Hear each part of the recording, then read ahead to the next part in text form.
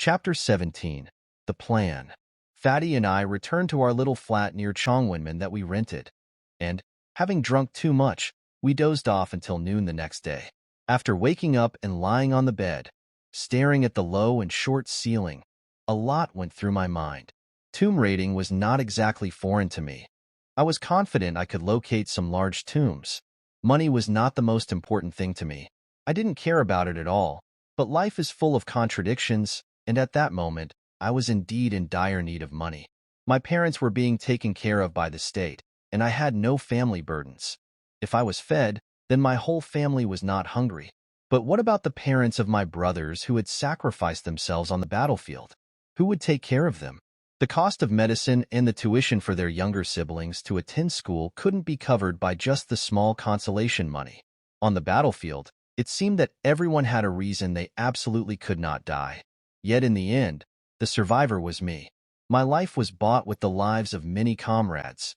It was time I did something for them. At that moment, Fatty woke up as well, rubbed his eyes, and saw me staring blankly at the ceiling. He said to me, "Old Who, what are you thinking about? You don't have to say it. I know the talk with Gold Tooth yesterday got you interested, right? I'm feeling itchy too. What do we do, brother? I'm waiting for your word." I took out the amulet Gold Tooth had given us. "Fatty, don't think of that guy as some saint. He's in business too. There's no business that starts for no profit." This pangolin claw was carried by the Touch Gold captains under Chow Chow during the Three Kingdoms era. How could he just casually give us something so valuable?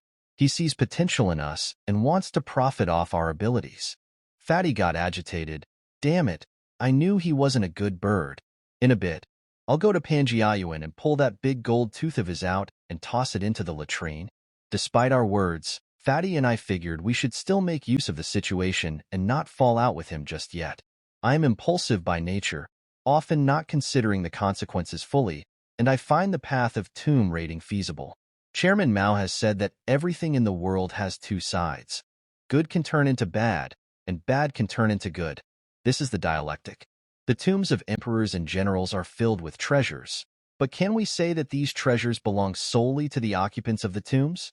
They were all plundered from the common people. Taken from the people, they should ideally be used for the people.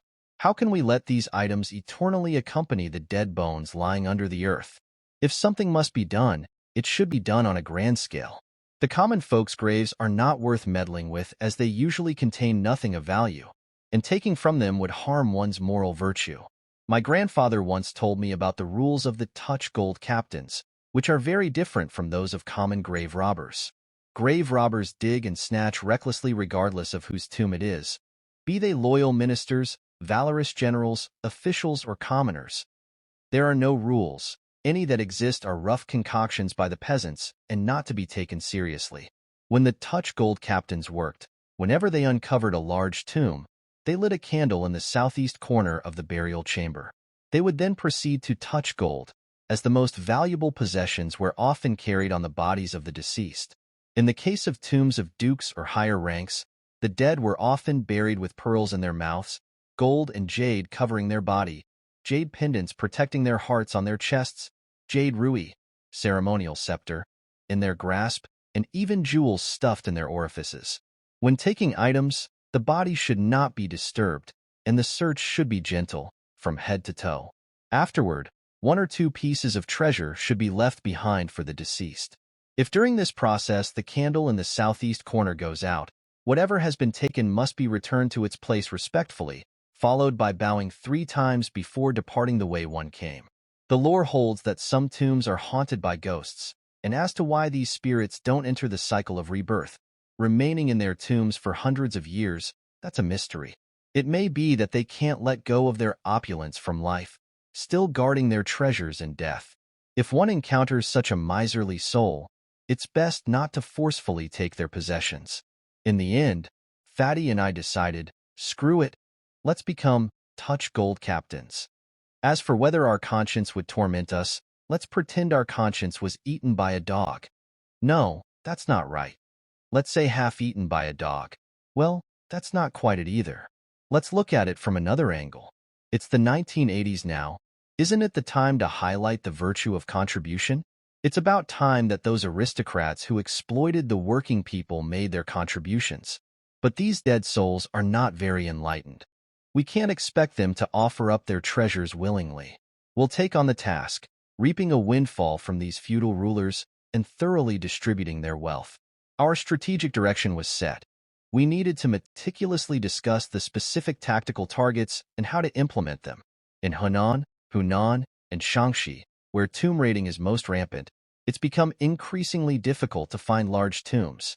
And in crowded places, it's not convenient to work without the cover of farming or house construction. If you want to raid tombs, it's best to head to remote mountains, places rarely visited by humans. When it comes to tombs deep in the mountain forests, the first one that comes to mind is definitely the one at Noshin Mountain. When I was sent down to the villages, I was too young to understand anything, but judging from my experience now, that tomb must date from before the Northern Song dynasty. During the prosperous Tang era, it was customary to use a mountain as a tomb, a trend that continued until the early Song dynasty. After the Southern Song dynasty, as the national strength weakened, no royal tombs dared to undertake such a grand construction project again. Fatty asked me, "Didn't you say there are ghosts in Noshin Mountain? Can we find a place without ghosts to work on? We can handle bears or savages all right, but I have no idea how to deal with ghosts." I said, "Firstly, there are no such things as ghosts in this world. What I told you last time might have been an illusion. Secondly, this is our first action. We don't necessarily have to start digging into mountains right away. Remember in Yinzi's village, many families have antiques? We could collect a few and sell them.